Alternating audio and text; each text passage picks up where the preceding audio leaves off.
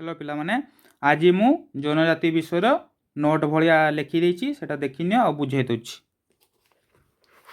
ताले जनजाति जनजाति रे इंग्राजी रे कोन कुहा जाय जनजाति को इंग्राजी रे कोन कुहा जाय ना जनजाति को इंग्राजी रे ट्राइब बोली कुहा जाय। जनजाति काहा को कुहा जाय ताले क्वेश्चन देला जनजाति काहा को कुहा जाय ना गिलिन को मतरे कोनोसी एक निर्दिष्ट भाषा और संस्कृति द्वारा अनुप्राणित एवं निर्दिष्ट अंचल अधिकृत स्वल्प शिक्षा प्राप्त स्थानीय दलर समष्टि को जनजाति कुहा जाय।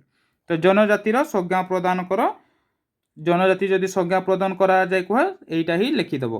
तापर जनजातिर संज्ञा प्रदान कर अर्थात क्यों प्रोफेसर कौन कही सेटा एटा अच्छी से जनजाति जदि क्या कह जाए तुम यहाँ लिखिदेव किंतु जदि प्रोफेसर इनहांस कौन कही आउ अलग किए कही कहले से लिखे। तो जनजाति संज्ञा प्रदान कर जदि एटा 2 मार्किया पड़ा तेल 2 मार्किया कि 1 मार्किया लिखिदेव जदि टिके लंग टाइप पड़ा टिके अधिका लिखते पड़ो तुमको ना। प्रोफेसर इभांस प्राचार्य मतरे सरल समाज गुड़िक साधारणतः खूब कम जनसंख्या विशिष्ट यार अधिवासी माने निर्दिष्ट भूखंडरे बास करुथुबा गोष्ठी को जनजाति कुहा जाए। जनजाति बा इंग्राजी शब्द भाषाटी ट्राइब शब्दर लाटिन भाषा ट्राइब्स रु आनीत होइछि और गिलिन मतरे कौनसी एक निर्दिष्ट भाषा और संस्कृति द्वारा अनुप्राणित एवं निर्दिष्ट अंचल अधिकृत स्वल्प शिक्षागत और स्थानीय दलर समष्टि को जनजाति कुहा जाए।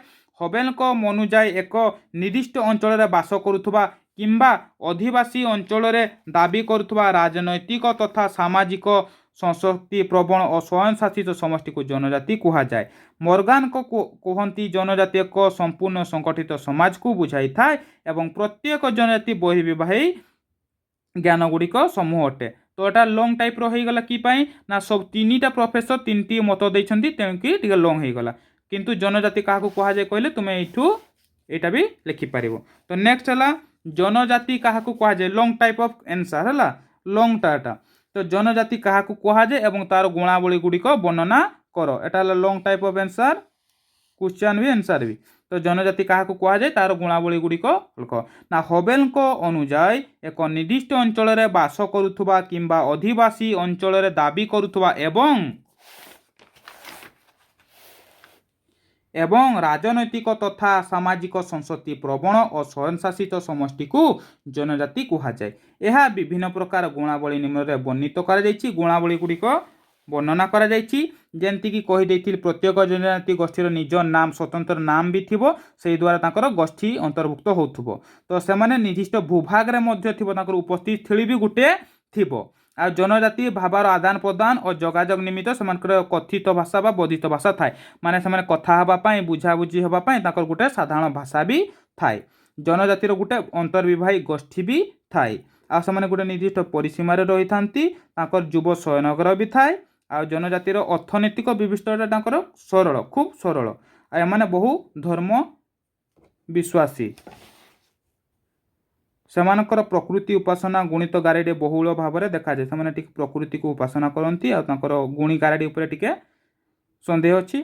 एमानक मध्य साक्षरता हार खूब कम अटे एमानकर टिके साक्षरता हार कम अटे पाठ पढ़ा टिके कम अच्छी।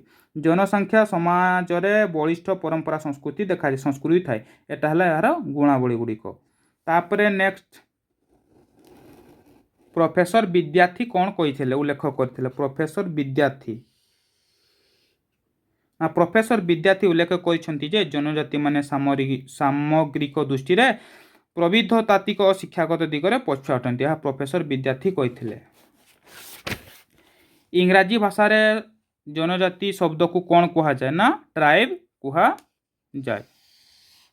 प्रोफेसर इभांस प्रचार कौन कहिसेंती ना प्रोफेसर इभांस प्रचार कहिसेंती जे ताको मतरे सरल समाज गुड़िक साधारणतः खूब कम जनसंख्या विशिष्ट यार अधिवासी माने निर्दिष्ट भूखंड रे बास करती।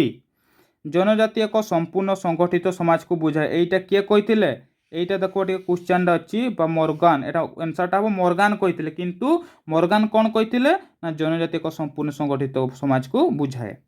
जनजातिर लोक माने जंगल रे बास करती यह किए कहिथिले कहा अनुसार ना यह कही प्रोफेसर बेली कही बेली अनुजाई जंगल रे जनजाति माने अधिका बास करती। जनजाति शब्द टू जनजाति क्यों शब्द रु आनीत ना ट्राइब शब्द रु आनीत केउठु आसीसी ट्राइब शब्द रु କେତେ ମସିହା ଅନୁଯାୟୀ ଏକ ନିର୍ଦ୍ଦିଷ୍ଟ ଅଞ୍ଚଳରେ ବାସ କରୁଥିବା କିମ୍ବା ଅଧିବାସୀ ଅଞ୍ଚଳରେ ଦାବି କରୁଥିବା ଏବଂ ରାଜନୈତିକ ତଥା ସଂସ୍କୃତି ପ୍ରବଣ ସ୍ୱାୟତ୍ତ ଶାସନ ସମଷ୍ଟିକୁ ଜନଜାତି କୁହାଯାଏ? ନା ଆନ୍ସରଟି ହେବ 1951।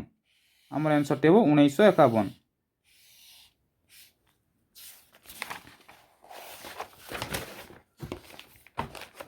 ଜନଜାତି ଚାରିତ୍ରିକ ଲକ୍ଷଣ ଗୁଡ଼ିକ ବର୍ଣ୍ଣନା କର।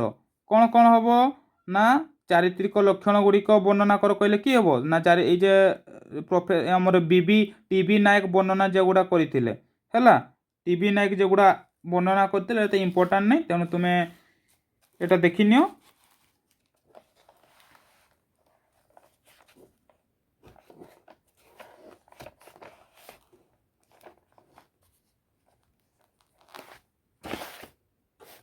ଭଲ ଭାବରେ ଦେଖିନେଲ ନା ଟିବି ନାୟକ କ'ଣ କହିଥିଲେ?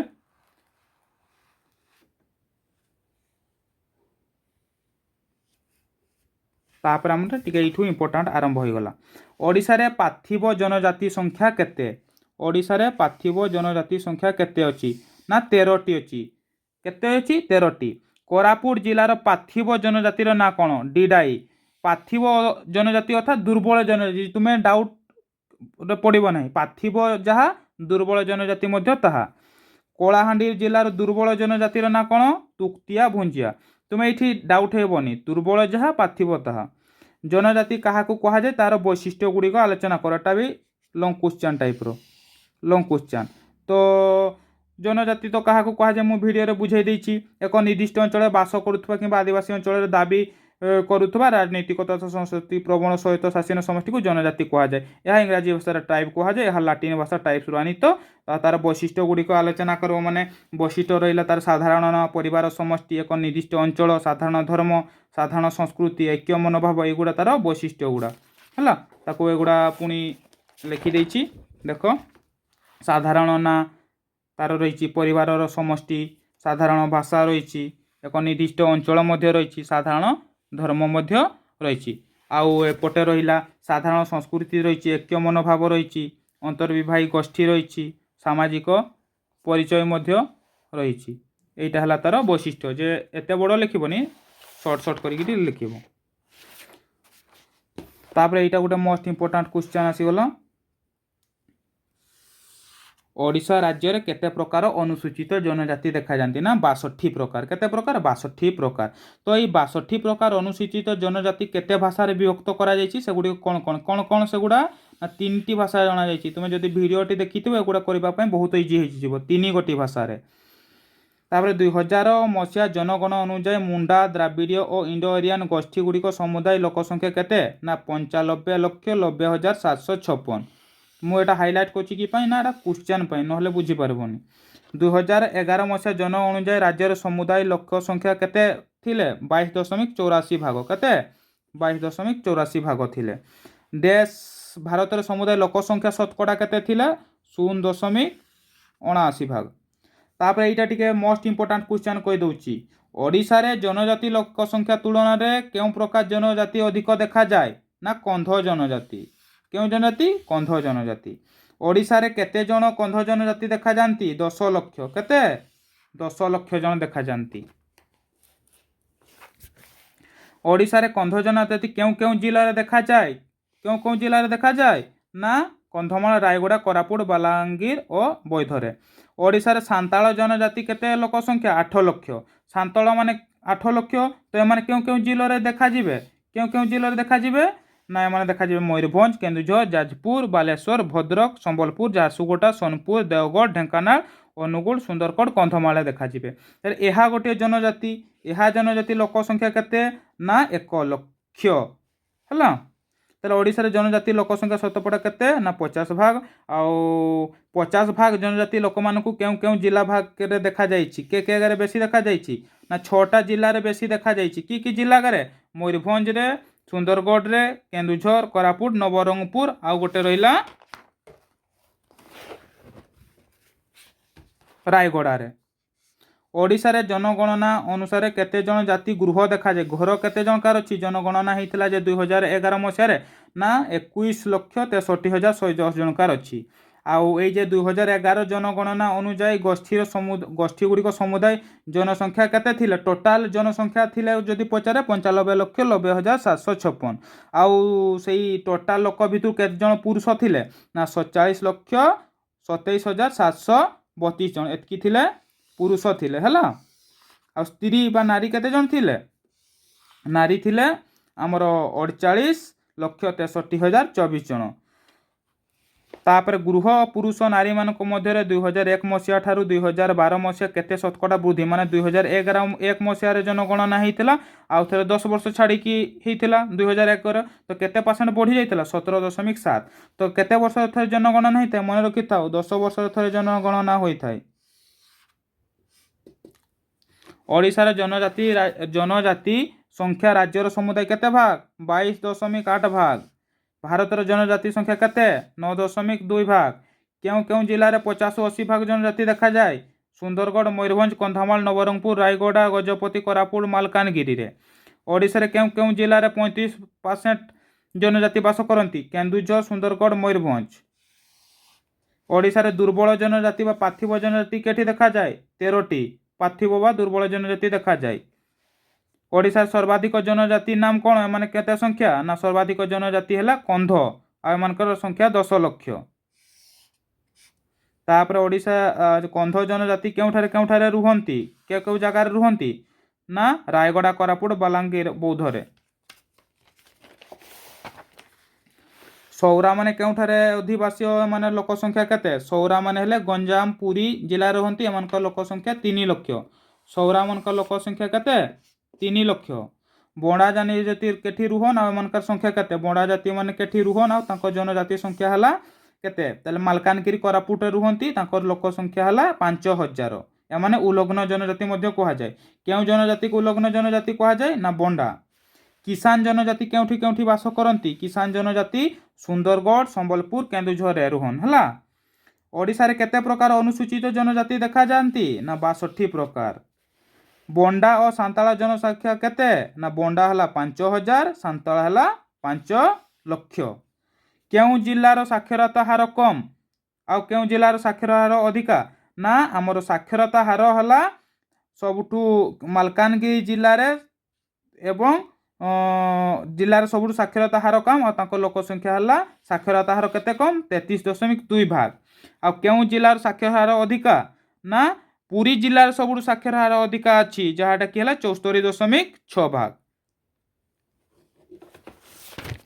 तापर जनजाति लिंग अनुपात संख्या केते ना 1029 साक्षरतार हार केते ना 52.2।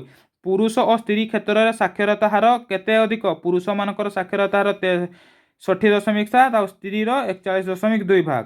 तापर जनजाति शब्दटी केउठी केउ भाषा रु आनित ना जनजाति शब्द ट्राइब रु आनित लाटिन भाषा रु आसीछि। तापर ओडिशा रे पार्थिव दुर्बल जनजाति केते अछंती ना 13टी अछन केते अछन 13टी अछन। एटा देखो बीरभाई बंड डिडाई डांगरिया जुआंग कोरिया कंद कुटिया कंद आ एगुडा केउ जिल्ला रे देखा जानती। तापरे 3टी भाषा रे परिवार जे जानिछंती भाषा गुटे हला मुंडा द्राविड़ इंडो एरियन। तापरे कहा मत अनुसार 16 समाज गुड़िक खूब कम जनसंख्या नाटा प्रोफेसर इवास प्राचार्य कहिथिले। किए कहिथिले जे आदिवासी माने निर्दिष्ट भूखंड रे वास करंती प्रोफेसर इवान प्रिचार्ड। तापरे एटा तो गिलिन को मत अनुसार जनजाति कोन कहि देथिली। तापरे आ गुटे एटा रहिला मोरगन को जनजाति विषय कोन तापरे हला नोट आठ करी कोन कहिथिले प्रोफेसर मजुमदार कोन कहिथिले ना एटा मन रखो प्रोफेसर मजुमदार कहिथिले जे जनजाति एक समष्टि। एटा हला हमर जनजाति विषय कंप्लीट हे गला हला। जदि वीडियोटी तुमको भल लगी थाए ताले लाइक शेयर कमेंट कर दबो और सब्सक्राइब करके बेल आइकन को ऑल क्लिक कर दबो। Thank you.